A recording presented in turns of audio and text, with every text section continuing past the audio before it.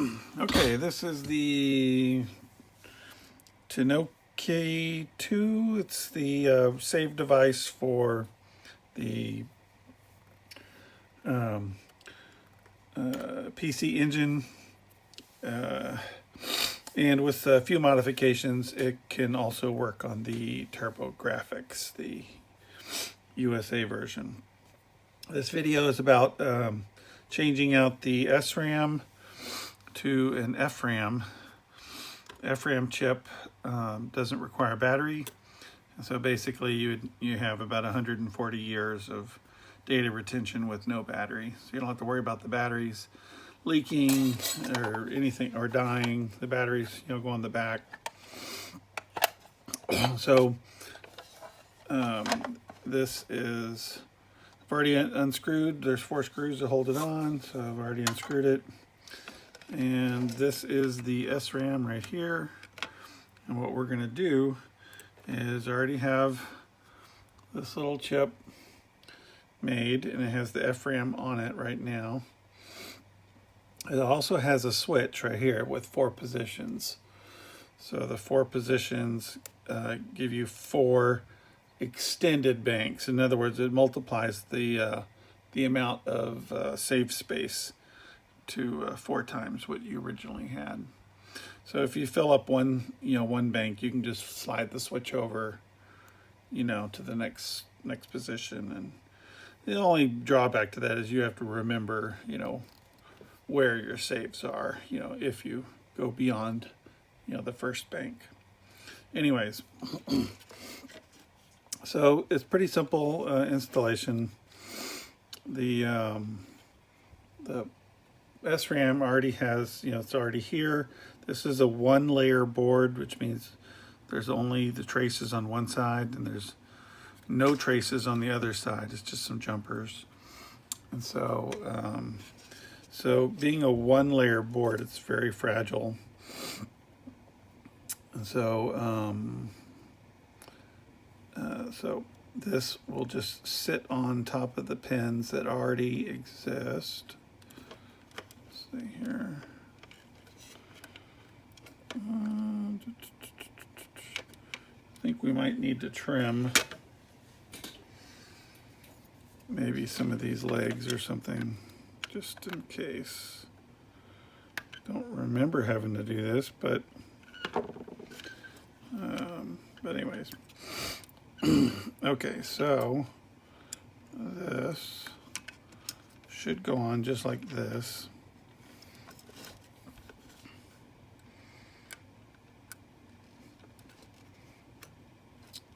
Yeah, so apparently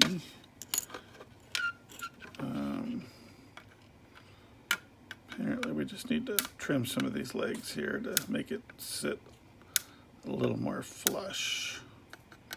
I don't think that's in the way, but we'll get rid of it anyways. Okay, so back to where I was. Okay, so this is going to sit right here.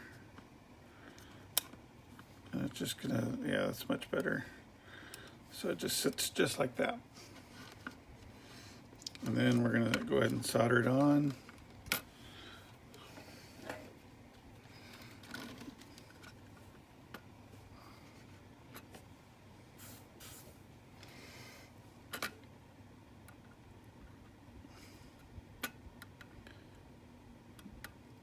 Pretty simple. So we're just soldering it to the existing pins that stick through from the SRAM.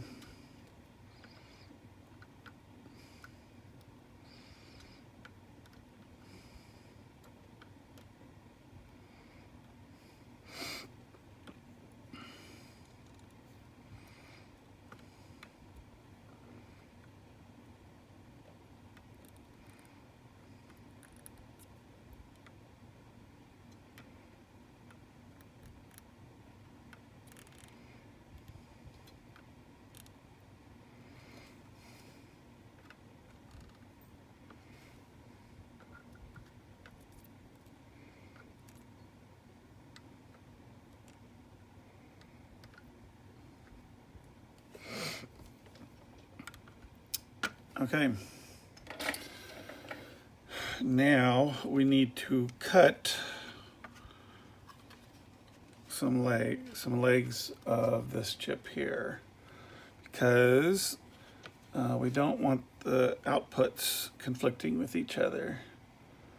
So we're going to cut, let's see, 1, 2, 3, so 1, 2, 3. And since these solder pads are really pretty fragile, I would recommend just not cutting them any further than that. Just bend them away, make sure they're not touching each other.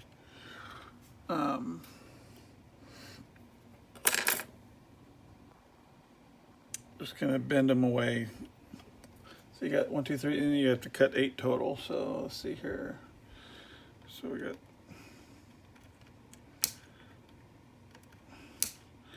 because the reason why I say you bend them away, 1, 2, 3, 4, is the pads can twist with the cut. When you cut them, and they can actually break connection with all the, with where it's supposed to go. So just kind of just bend them over.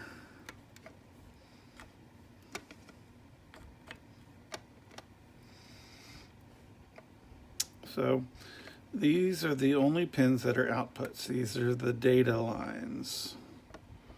So these are the only ones that output. We don't care about the others.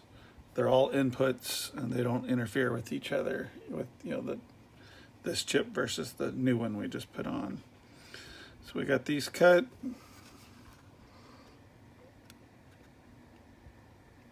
Our videoing skills are lacking for sure. So the mod is done. Now you don't have to have the banking switch here. Certainly not necessary. So, and then one other thing is, and I'll just show you one where I've already finished it. So the switch, let's see here. So there's the switch right here.